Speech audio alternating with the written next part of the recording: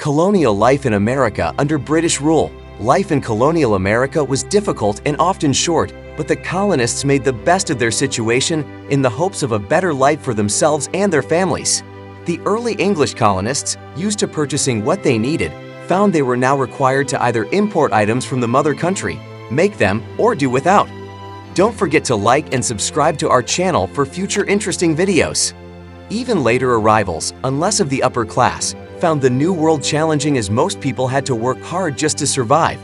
At the same time that they were literally creating towns and cities from wilderness, they were contending with periodic attacks from Native American tribes who had been displaced and needed to also be on guard against robbers or even members of their own households, servants or slaves, who could do them harm. On top of this were the very many supernatural threats to life and health concocted by the devil and his legion of evil spirits, which could come at any moment, as well as natural hazards such as various illnesses, poisonous plants, wild animal attacks, and the many dangers involved in simple home life. Just cooking a daily meal could result in scalding from a cast iron pot of stew. Candlelit homes of wood and thatch were apt to catch fire, and twine-bound ladders could break. Even so, these challenges did not deter the thousands of English, not counting convicts, orphans, and others sent involuntarily, from leaving their homes and traveling to the New World in the hope of improving their lives. The strict social hierarchy of England, which almost always kept one in the social class one was born to, was significantly relaxed in the colonies, and a former servant, male or female, was offered the possibility of a much better life, even that of a landowner if they could survive. Between 1630 to 1640, over 20,000 colonists arrived, and even more followed, pursuing the American dream before the concept was even fully articulated. Jamestown was settled first in 1607, then Plymouth Colony in 1620, Massachusetts Bay in 1630, and so on. By 1763, the English had colonized the entire eastern seaboard of lower North America, from modern-day Maine to Florida, and these settlements were divided into three regions: New England colonies, Middle colonies, Southern colonies, Virginia and Maryland. Both Southern colonies were also known as Chesapeake colonies. Although daily life in these regions differed owing to climate, the soil, and the kinds of dangers they presented, some fundamental beliefs in one's daily life were relatively uniform throughout, and among them was religion and a belief in the very real influence, for good or ill, of supernatural forces on one's life. Social classes. Although the social hierarchy was more relaxed in the colonies, it still existed and descended from top to bottom. Upper-class landowners, merchants and clerics, farmers, artisans and laborers, indentured servants, Native Americans, slaves. People of different classes were identified by the clothing and accessories they could afford, and laws were passed in a number of colonies prohibiting those of lower classes from dressing as their social superiors. Doing so warranted a fine or even time in the stocks. The upper class were the landed gentry who owned large plantations in the southern colonies or extensive landholdings/farms in the Middle and New England colonies. Only upper class, landowning white males over the age of 21 had the right to vote, serve in government, and make laws, although many well-to-do merchants or clerics were also allowed. Merchants and clerics were next in the order, some of whom were also landowners. Clerics were not only scribes and lawyers but ministers, some of whom were quite wealthy while others struggled to survive.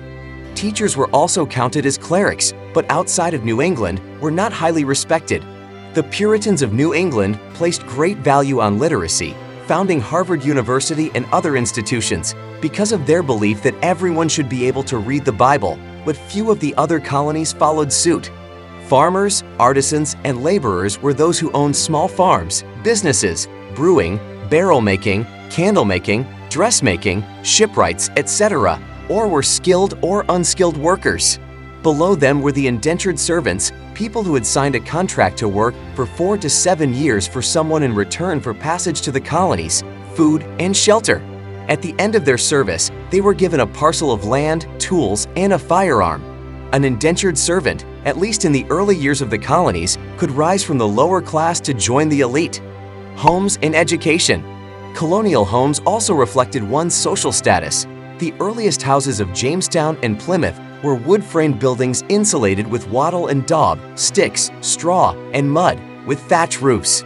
A wooden frame, often of lash saplings, would be raised with horizontal sticks tied between the saplings and then vertical sticks woven between these. The spaces between the saplings were then filled with a mixture of mud, straw, and dirt daub to form walls and insulate the home. Eric McCarthy, C.C. Biasette. Cities such as Boston quickly outlawed the thatched roof to prevent the spread of fire. City homes were wood frame houses with mortise and tenon beams, wood floors, and often 2 stories tall, with the bedroom on the upper story and the lower for the kitchen, servants, and a front parlor for receiving guests. These often had leaded glass windows and multiple fireplaces. In time, some of the more expensive were made of stone or kiln-fired brick. Free for the World, supported by you, World History Encyclopedia is a non-profit organization. For only $5 per month, you can become a member and support our mission to engage people with cultural heritage and to improve history education worldwide. Become a member donut. Plantation houses were often, but not always, mansions with multiple rooms and fireplaces, spacious parlors, and servants' quarters on the 3rd floor and or in the basement. They had glass windows, ornamentation, extensive landscaping surrounding them, and would be built of whatever material the owner called for. Education followed this same model in that the sons of the wealthy were sent to school in England or tutored privately, while those of the lower classes were illiterate, taught by their parents, or attended a one-room schoolhouse presided over by a communally funded teacher.